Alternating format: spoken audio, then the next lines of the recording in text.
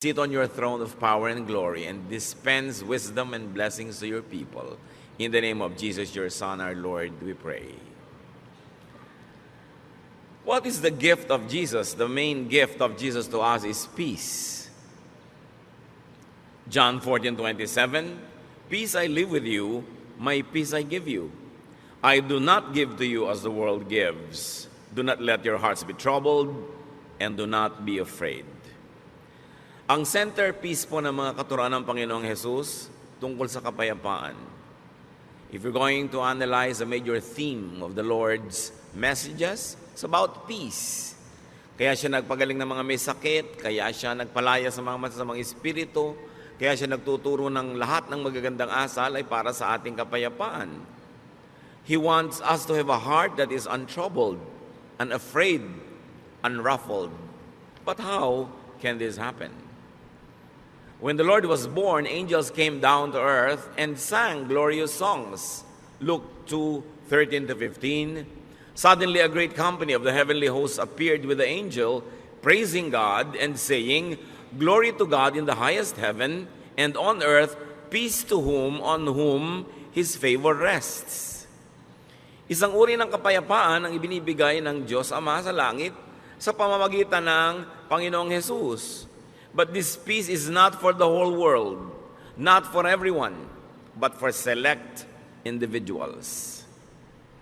The gift of peace is sufficient for all, but not efficient for just anyone. Ito ay kasya sa lahat ng tao, pero hindi nagiging epektibo sa lahat. Kasi merong dapat gawin ng tao para tablan siya ng kapayapaan na ibinibigay ng Panginoon. And the way of Jesus to peace is to accept yourself and others. Gusto natin magkaroon ng kapayapaan na yan, gusto nating matahimik ang buhay, pero paano ba yun nangyayari? Dapat matutunan nating tanggapin ang ating mga sarili at ang ating kapwa. First, discover your wholeness and that of others. Isang malaking kasinungalingan, kulang ka, mali-mali ka, giba-giba ka, sira-sira ka. It's a lie when people are raised up to think that they are missing so many things in themselves, that they are damaged, and that they are nothing but a wreck. Genesis 1:27, so God created humans to be like Himself. He made men and women. So men are complete, women are complete, people are complete. They're whole, buo, hindi kulang. Essentially, hindi kailangang bawasan o dagdagan kasi napakaganda ng pagkakalikha ng Diyos sa tao. In spite of the much talked about imperfection, in spite of the sins we commit, we are wonderfully made. The foundation of the way we were created, the very foundation and frame of our being is wonderful. Psalm 139:14, I praise you because I am fearfully and wonderfully made. Your works are wonderful. I know that full well. So pinupuri daw nitong mga awit ang Diyos sapagkat ang pagkakalikha sa tao ay sobrang maganda, kahanga-hanga. At lahat ng ginagawa ng Diyos ay kahanga-hanga. There are two troubles, and we'll call them now troubles A and B. Trouble A is about us. It's about me. Trouble A comes when we consider ourselves incomplete. Nagsisimula ang gulo pagka ang trato mo sa sarili mo ay kay kulang. Trouble comes when we reject and do not accept ourselves. Yan ang malaking gulo. Pagka hindi mo matanggap ang sarili mo, tinatanggihan mo, tinatatwa, pinapalayas mo ang iyong sarili. When you deny and reject your genes, your looks, your unique giftedness and talents and circumstance and reality, trouble begins. Pero laging ganyan ay tinuturo sa atin ng lipunan, maging ng relihiyon. Kulang ka, mali ka, marumi ka, sira-sira ka, giba-giba ka. While up to a point that might be true because of sin, but the very foundation and frame of the human being as created by God is wonderful.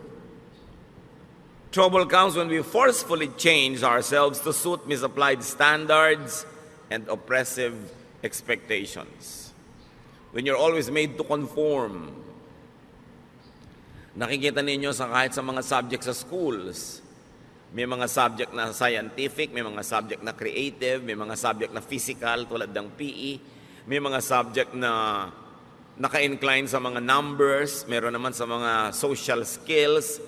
Iba-iba ang kakayahan ng tao, kaya merong iba yung may favorite subject, merong hindi nila masyadong favorite, merong mataas ang grade nila sa subject na yun, merong hindi dito. Bihira naman yung ang taas ang grade mo sa lahat. At yung mga taong matataas ang grade sa lahat, sa school, kadalasan sa practical life, doon naman sila medyo deficient. Sa love life ko minsan, saksakan ng talino sa school, pero pag dumating na sa pag-ibig, di ba? Parang walang alam. Kanya-kanya tayo ng specialties na ibinigay ng Diyos. At hindi mo dapat sinusukat ang sarili mo sa specialty ng iba. Hindi mo dapat kinukumpara ang sarili mo dahil lagi ka lang magiging kulang. Trouble comes when we depend on other people and other things to fill us up. Pag laging kulang ka ang iyong pagtingin sa buhay, ang mangyayari ngayon, sasandal ka at aasa ka lagi sa mga bagay at sa mga tao para ka laging maging kumpleto. At pagka lagi na ikaw ay naniwala na kulang ka talaga, wala kang kwenta, hindi ka karapat-dapat, what will you do all your life? To strive to be liked, to be accepted, to be praised, to be admired, to find your value in how other people measure you. Sa simula pa lang, it's headed for disaster. Kung nagsisimula ka pa lamang sa buhay mo, nang iniisip mo na agad, kailangan mo ng ganito, kailangan mo ng ganon, kailangan mo umasa kay kuya, kay ganito, kay ate. Dahil kulang at kulang ka, ano mangyayari? Lagi kang naiinggit, lagi kang maninibugo, lagi kang kulang. Sabi nga ni Shakespeare, desiring this man's art or that man's scope, with what I most enjoy, contented least.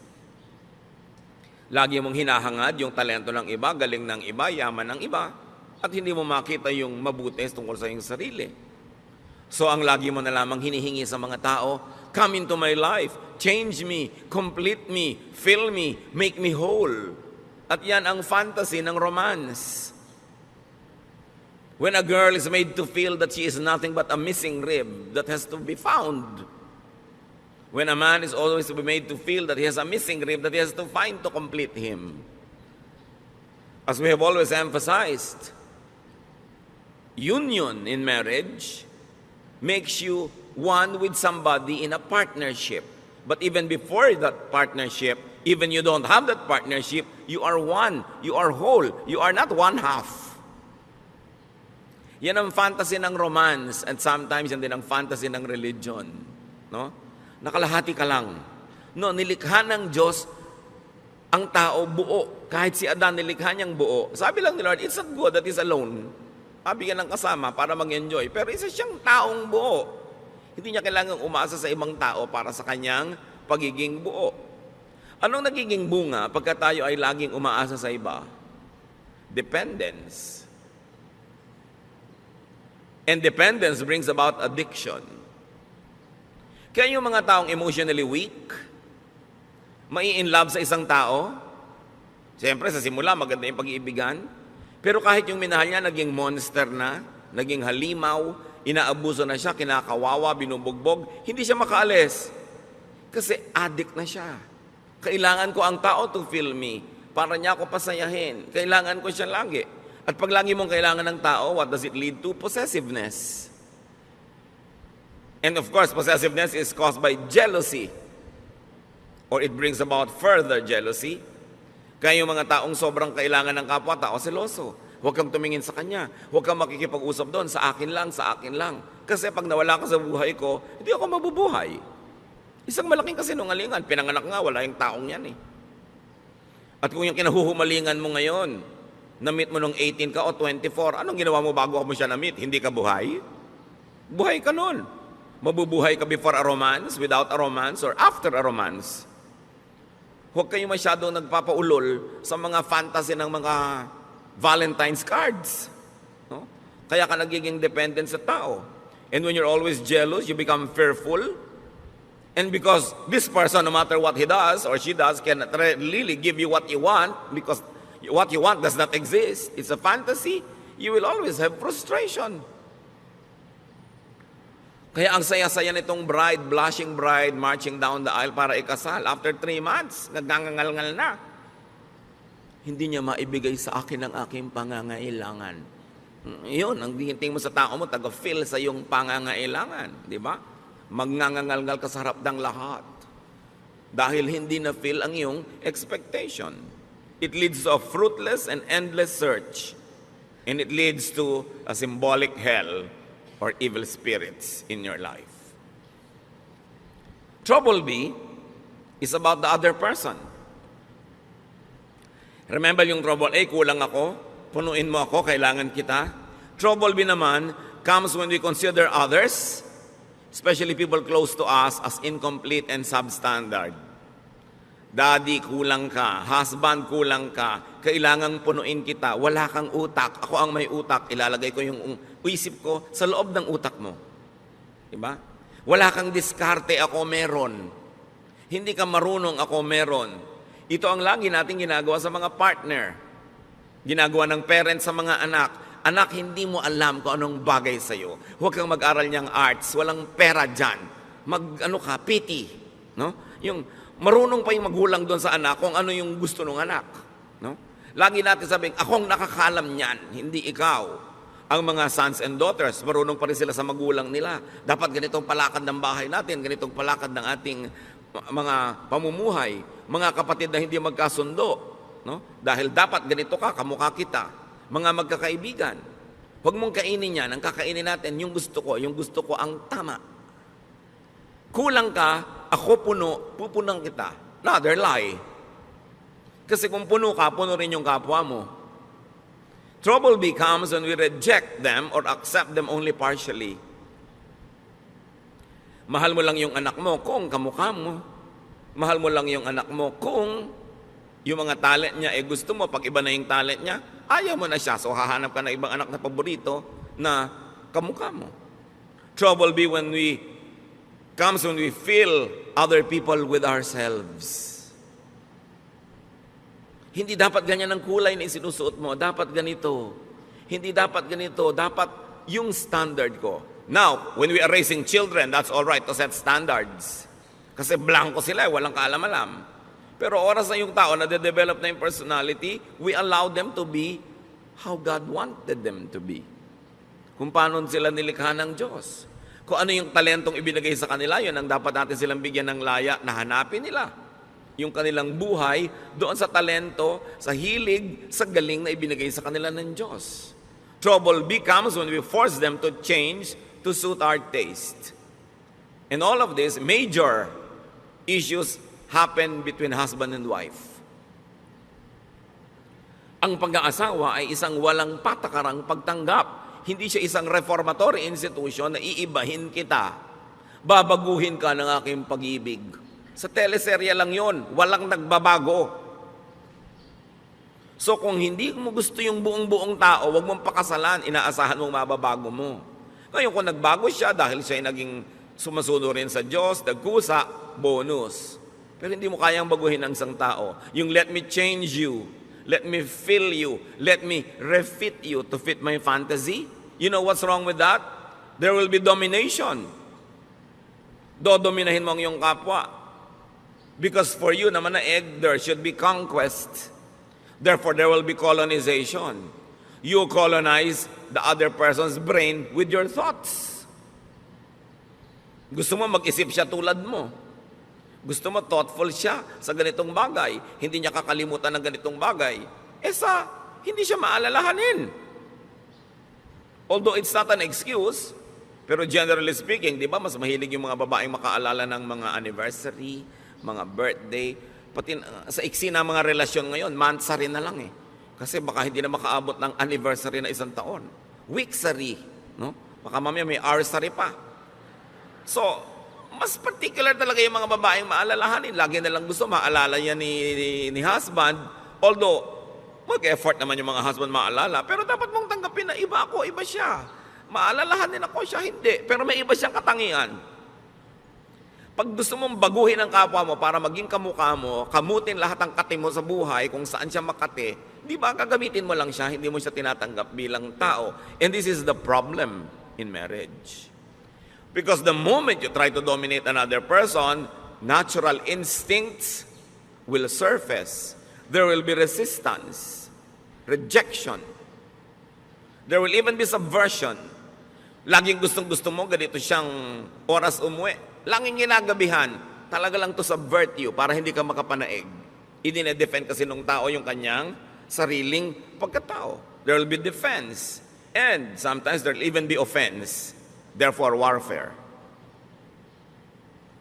Hell again, evil spirits plaguing your life. What is the way of Jesus to peace? Accept yourself. Great peace follows when we accept ourselves. It does not mean that we will not improve ourselves. It does not mean that we will allow ourselves and tolerate ourselves to be sinful and to be wrong and to be substandard. But you begin everything by accepting yourself. We become more comfortable with ourselves in relation to others. Kasi buo ako, buo siya. Dapat ganun yung dynamics ng relasyon. Hindi yung kulang ako, punuin mo ko. Or kulang ka, pupunuin kita. No, pareho kayong puno. We become more comfortable with ourselves when we are alone. Isa yan talaga sa mga pinakamalulubhang sakit ng maraming Pilipino. Hindi kaya mag-isa. Hindi makakain mag-isa, hindi makalakad mag-isa, hindi maka-enjoy mag-isa. We dread aloneness. And we become like clinging vines. And when you become like a clinging vine, you will choke people around you. Yung lagi kailangan, nandito ka, nandito ka, nandito ka. Paano ka mga tao active, may mga gagawin, may mga hinahabol na mga pangarap, kailangan lagi silang nakapaligid sa'yo para magkaroon ka ng kahulugan. Kailangan maging komportable ka sa sarili mo kahit ka mag-isa. There are times when may mga kasama ka, enjoy, but you must also enjoy aloneness. Kasi kung talagang gusto ng Lord na lagi kang may kasama, dapat nilikha kang may mga kakambal, yung kabit-kabit kayo. Yung hindi kayo nagkakahiwa-hiwalay. Di ba pag may pinapanganak pang ang kambal, inooperahan pa natin para magkahiwalay? Dahil mahirap yung may kakambal.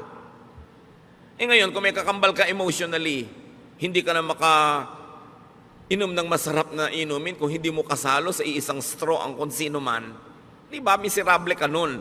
At gagawin mo rin yung taong miserable dahil lagi mo siyang hahanapin, nandiyan ka, nandiyan ka, nandiyan ka, kasi iinom na ako. Kailangan matuto rin tayo ng healthful aloneness. But when you cannot accept your own self to be your own companion, how can you be a companion to others? Kailangan yun ang sanayin natin. Walang mga tao ngayon, I will enjoy this alone. Kasi yung paghahanap ng kasama ko minsan ng malaking kapahamakan, kahit sino na lang tuloy na pwedeng sumama, isasama, para huwag lang mag-isa.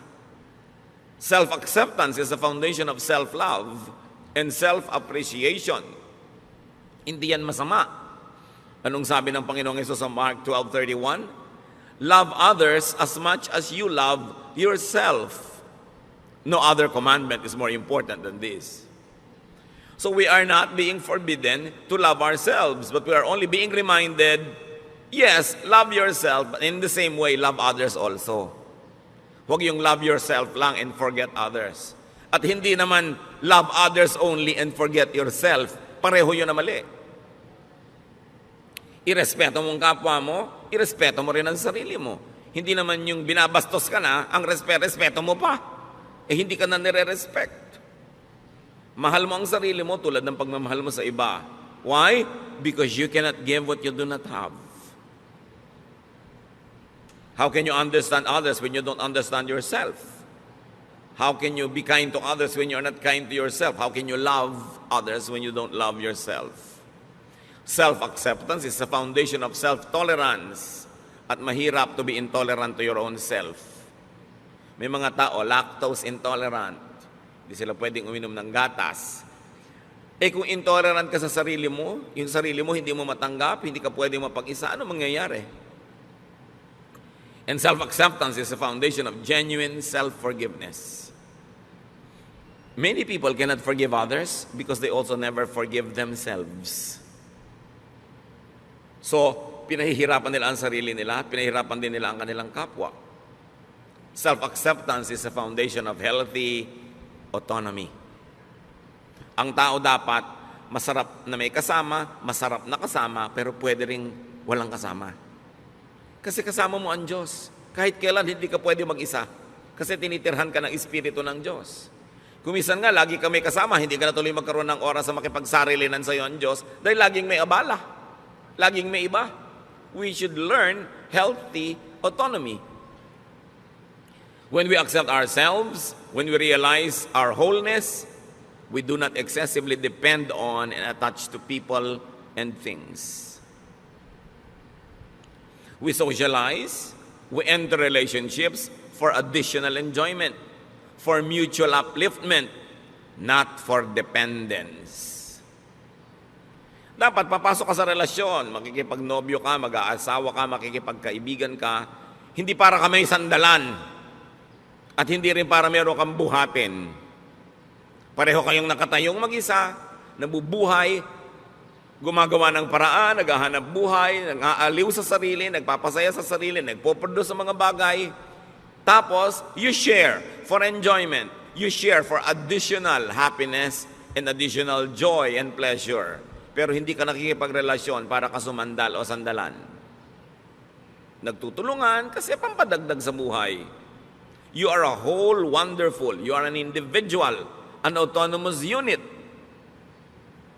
Kita ninyo, bakit sabi nila marami daw ng mga Pilipino nag-i-enjoy ng close family ties? Bakit daw ang mga communities natin close ang ating mga relationship? Poverty forces us to be close. Siyempre, kailangan mo makisama sa kapitbahay mo dahil pagka nanganganak yung asawa mo sa madaling araw, makikisakay ka sa tricycle ni Mang Tomas. So pagka naglilinis si Mang Tomas, tutulungan mo siya. Ang ganda ng samahan nyo. Pero subukan mo, lahat kayo may kanya-kanyang tricycle. Ganun ka pa rin kaya ka nice? Nakikisama ka sa neighbor mo, nagpapadala ka ng ulam pag nagluto ka, para pag nagluto din siya, mapadalang ka. Pero kung lahat kayo bumabaha sa pagkain sa inyong mga kusina, will you still be that close? Close sa mga magkakamag-anak, magmano ka sa tiya, mangupo ka. Kasi makikitira ka sa kanya pag nag-aral ka ng college. Pero kung may kanya-kanya kayong bahay, ganun pa rin kaya ka nice? Dapat ganun pa rin nice or better. Doon mo lang malalaman na nice ka talaga. Kasi nice ka, hindi dahil lang umaasa ka o sasandal o may kailangan ka sa kanya. Kaya tingnan nyo nangyayari sa mga komunidad na yumayaman at umuunlad, nababawasan yung pakikipagkapit-bahayan, which is negative. Dapat hindi ganon. Kaya si Aling Junicia ayaw tumira sa Forbes Park. Ang tataas daw ng mga pader, wala daw kapitbahay. Siyempre kasi hindi mo naman kailangan ng neighbor mo, may kotse ka, kung may pangangailangan ka, may sarili kang gym, may sarili kang ganito, may mga katulong ka. You don't need to be nice to your neighbors. But poverty requires you to be nice. Poverty makes people stick to each other. Now, translate that to emotional poverty. When you're emotionally poor, you always want people around, you will cling because you need and you want help. Kaya dapat mapayaman mo yung sarili mo emotionally to the point na, I don't need you to live, but I want you to be around because I have a lot of love to give to you and because you are nice and I enjoy your presence. Pero hindi dahil hindi ko po maiwan ang asawa ko kasi wala po akong hanap buhay. So kung meron ka pala, iniwan mo na matagal na, no? So hindi ka lang nandyan dahil love mo siya kasi nakasandal ka.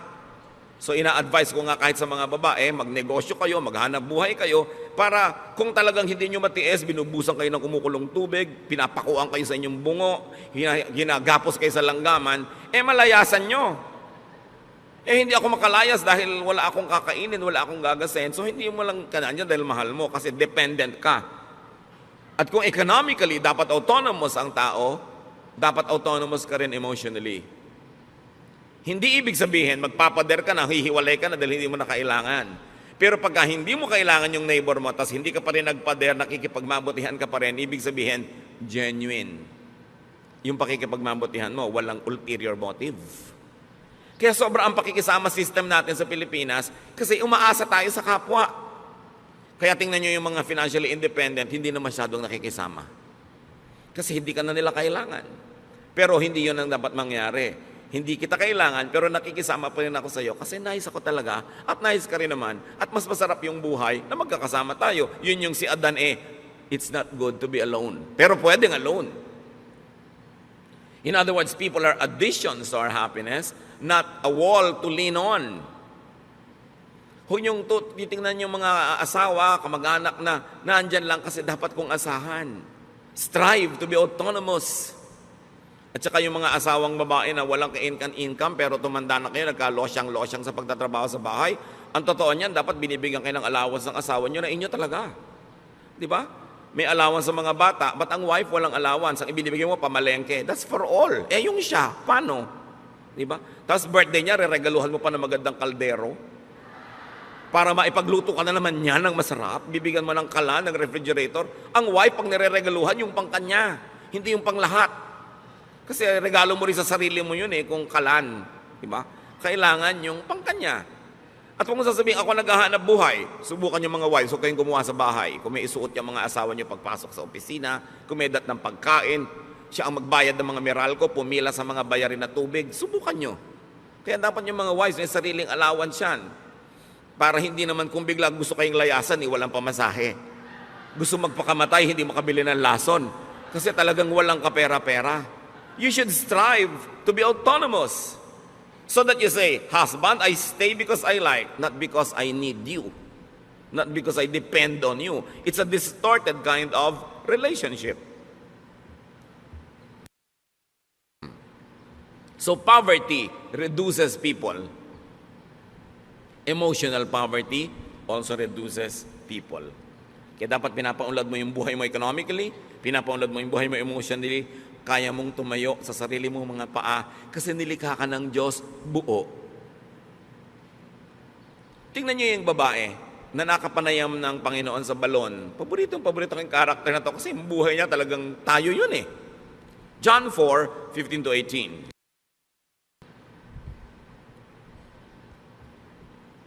Matapos makausap ng Panginoon ng babaeng ito, sinabi ni Lord, alam mo, kung hihingi ka lang sa akin ng living water, bibigay ko sa iyo, hindi ka na mauuhaw pa.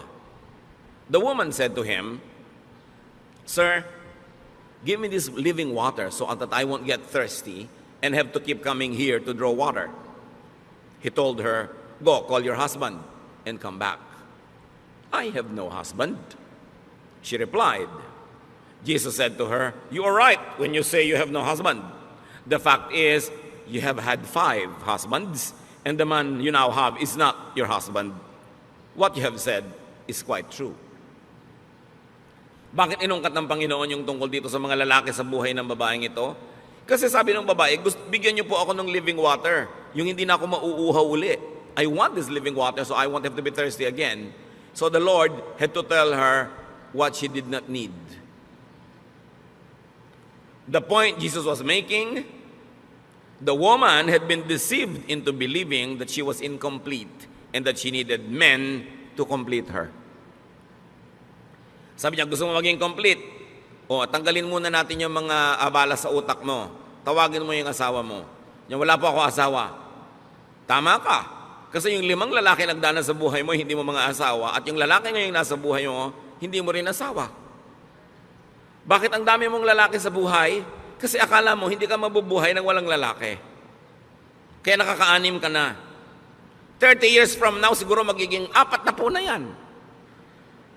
Hanggang kaya siguro ng naturalesa mo, dadami pa yan ng dadami hanggang magkalasog-lasog ka na. Tapos mamamatay ka na lang, hindi mo pa nakita yung hinahanap mo. Kasi akala mo, makikita mo sa romance.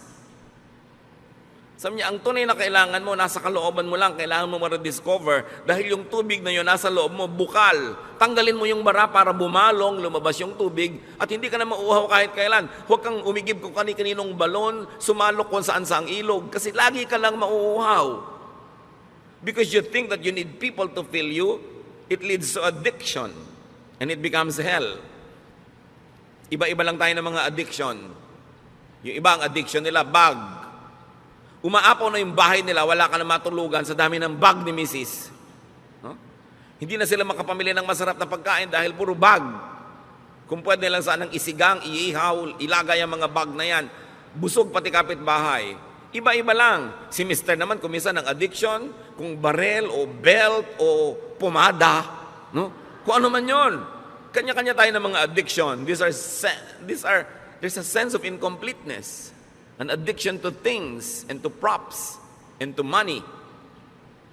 Luke 12:15, then he said to them, Watch out, be on your guard against all kinds of greed. Life does not consist in an abundance of possessions. Kaya alam nyo, ang buhay, hindi yan pinupuno ng mga ari-arian. At yung possessions na yan, bagay man o tao, tulad ng babae na to, nakakaanim na ng asawa. Sabi, hindi yan ang buhay. People get deceived that they need many things to be whole. Kaya may mga kolekta ng kolekta. Pag tumanda naman, hindi malaman kung ano ipapamana. Kaya kailangan branded signature accessories. Kailangan expensive bag and shoes. Estudyante, wala pang trabaho. Ang gusto pa yung cellphone, yung ang mahal-mahal. Yung may lumalabas na bread toaster.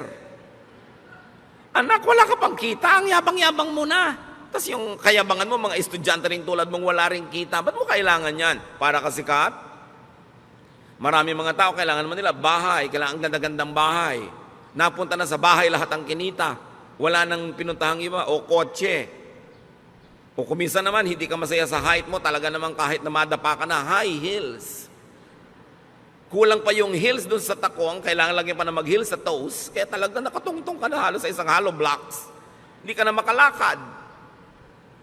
Yung iba talaga hindi kontento sa ilong nila, kailangang taasan, kailangang kitiran, kailangang bawasan ng panga, kailangang bawasan ng baba, kailangang liitan ng mata, etc., etc.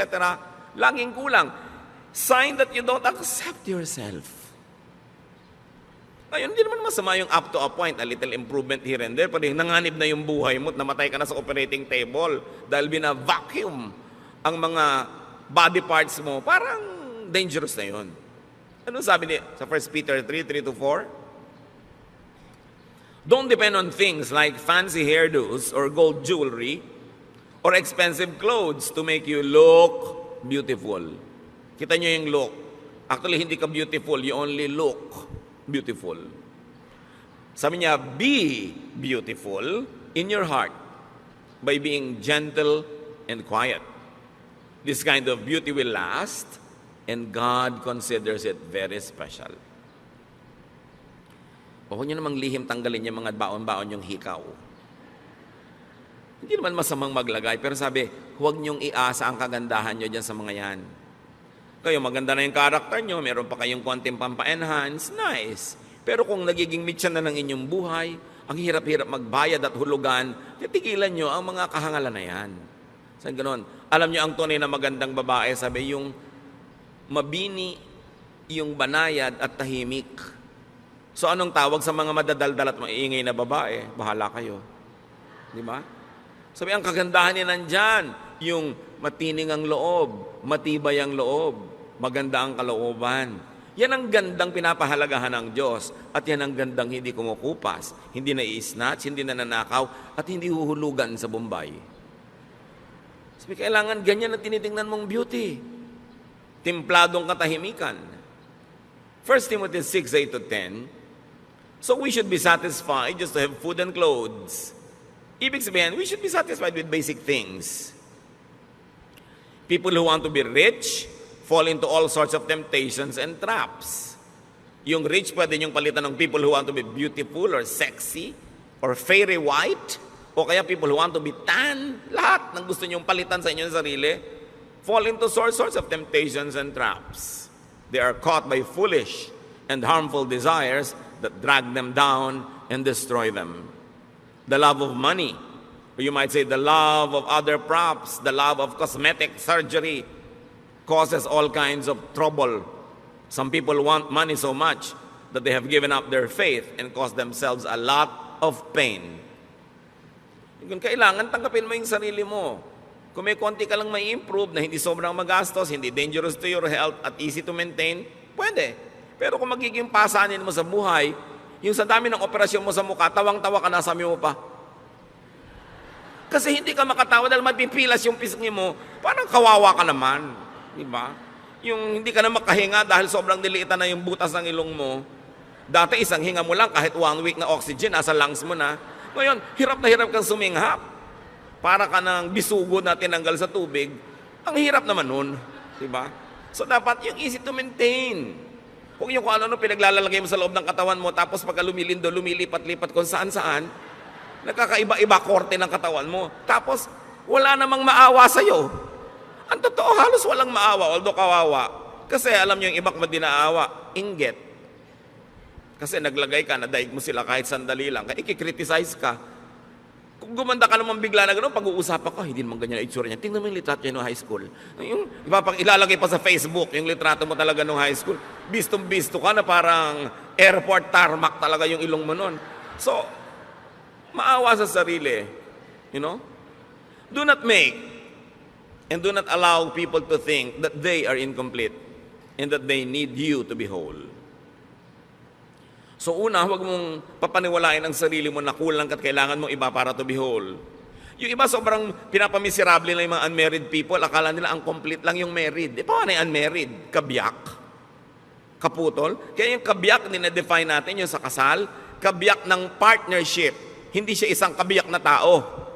Buong tao siya, may asawa siya o wala.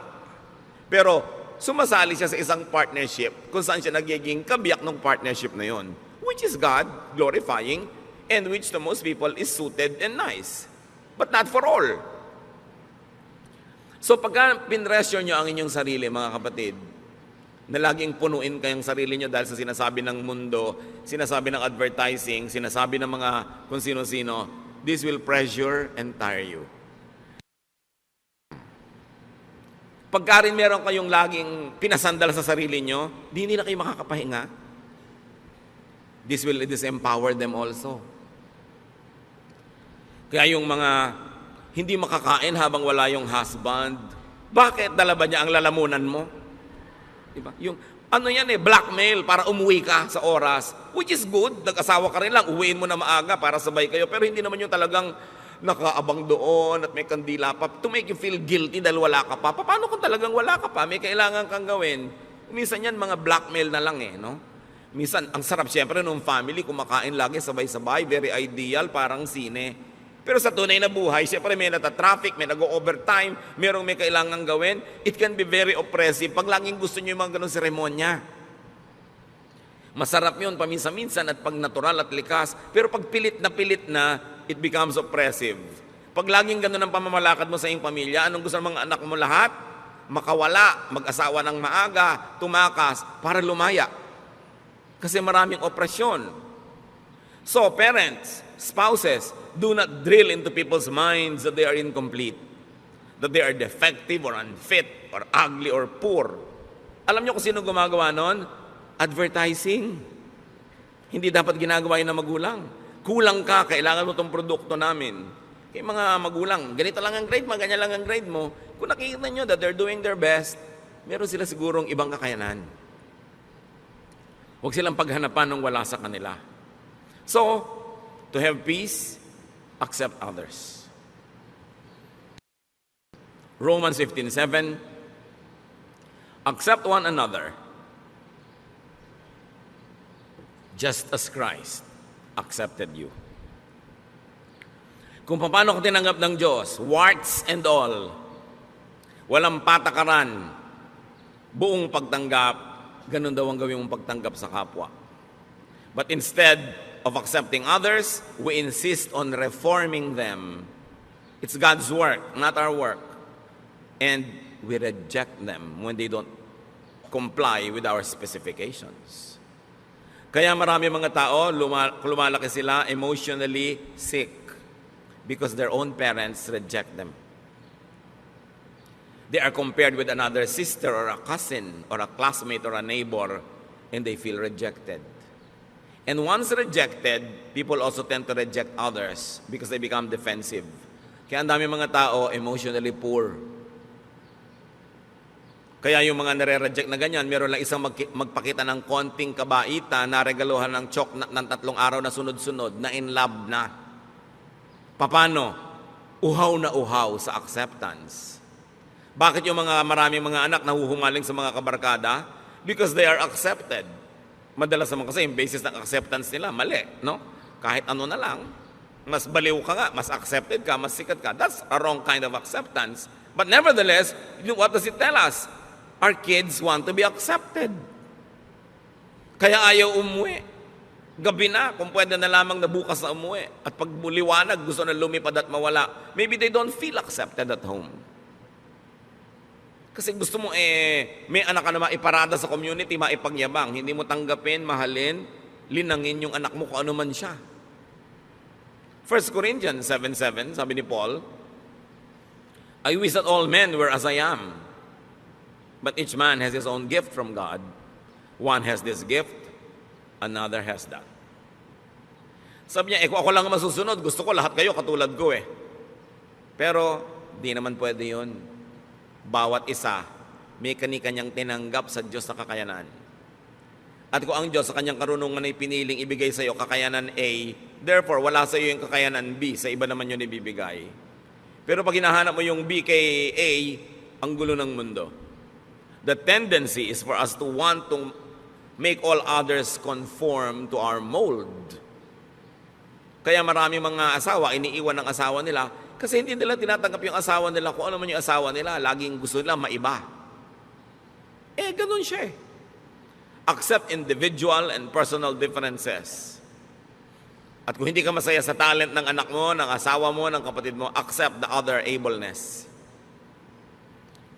Lahat ng tao may abilidad, may ability. Kailangan lang tanggapin mo kung ano yung kanya. Huwag mong pilitin na yung anak mong ayaw mag-dentistry ay maging dentist tulad mo. Nagmana siya siguro sa ibang lolo, sa dinami-dami ng lolo at lola sa inyong genetic pool, hindi naman laging sa'yo lang kukuha yan.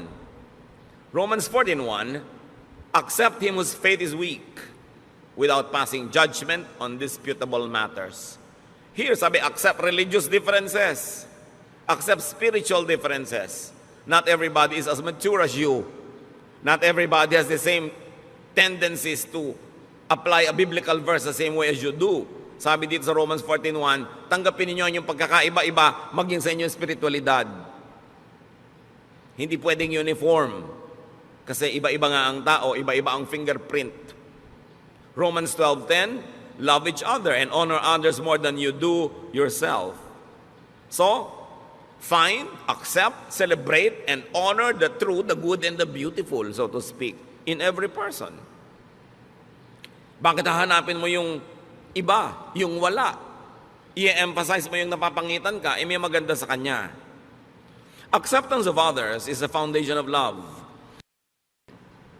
of appreciation, tolerance, and even genuine forgiveness. And here we go to the heart of the matter. Yung iba nagtatanong, bakit po nag-forgive na ako pero may pain pa? Bakit nagpatawad na ako pero may hapdi, may kirot? You have not forgiven. Probably you have only stopped being hostile. You have stopped the war. Probably you went into a ceasefire, but you have not really forgiven. That's why there's still the pain. You are able to truly forgive only when you truly know and understand and accept the person. Yung hindi, sige, pinapatawad na kita, pero sa mo, siguro nasigawan niya ako kasi gutom siya noon. Kasi mataas ang blood sugar niya. Kasi may monthly period siya. O kasi luka-luka siya. Di ba? Kasi may lahi sila noon.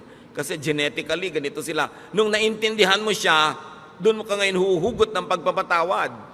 Pero pag hindi mo naintindihan at hindi mo tinanggap ang kalagayan niya, ceremonial lang yung patawad mo. It's only a cessation of hostilities. It is only a declaration of a ceasefire. But forgiveness, real forgiveness, has no more anger.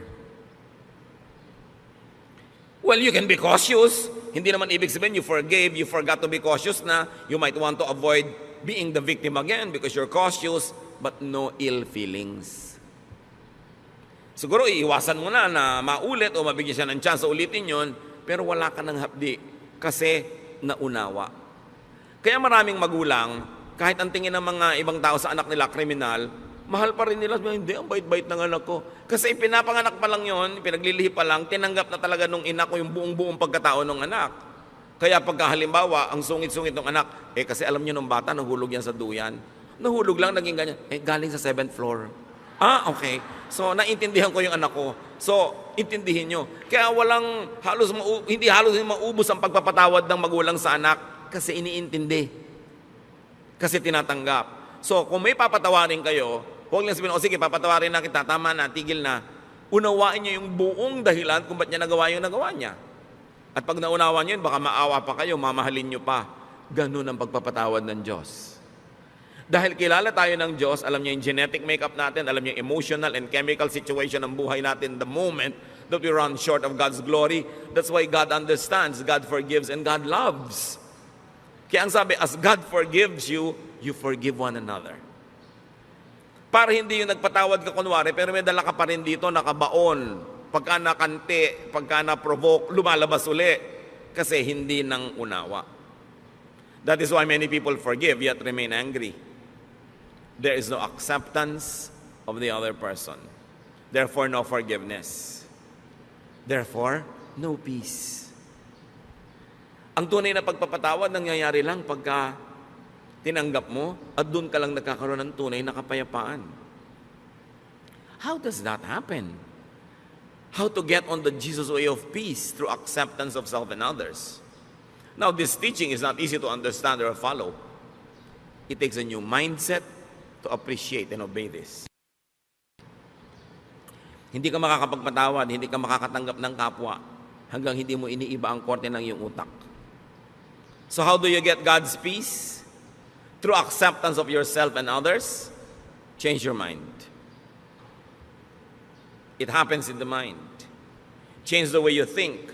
Change your principles and lifestyle. Romans 12:2, let God change the way you think. Then you will know how to do everything that is good and pleasing to Him. You want to be able to forgive? Change the way you think about the person. Change the way you think about yourself.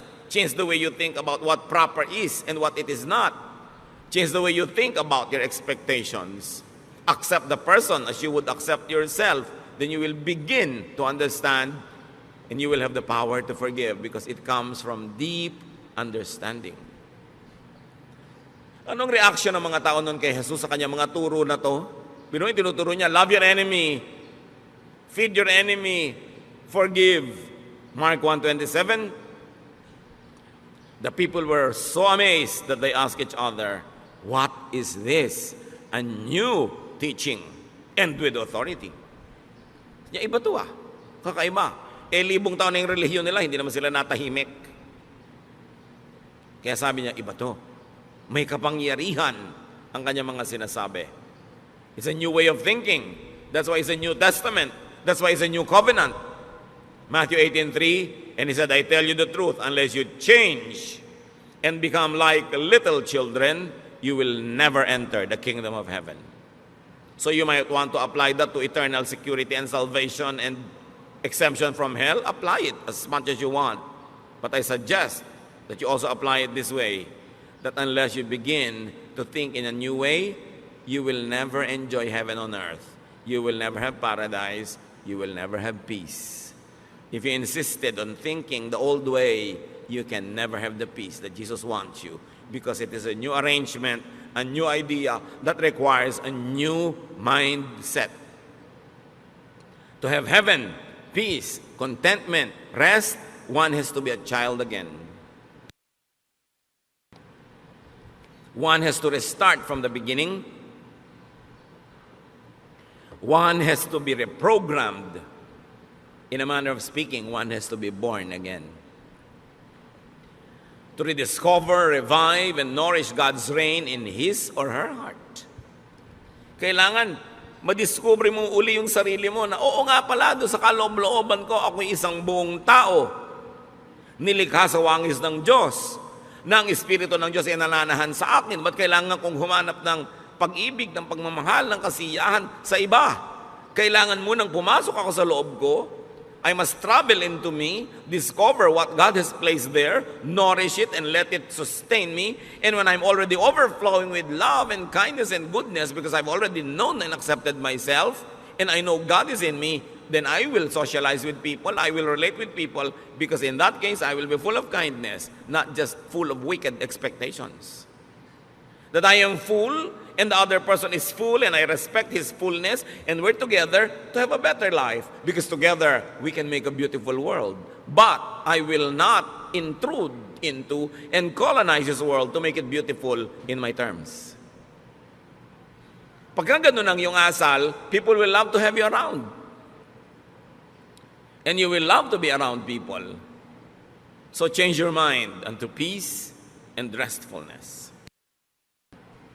Matthew 11:20.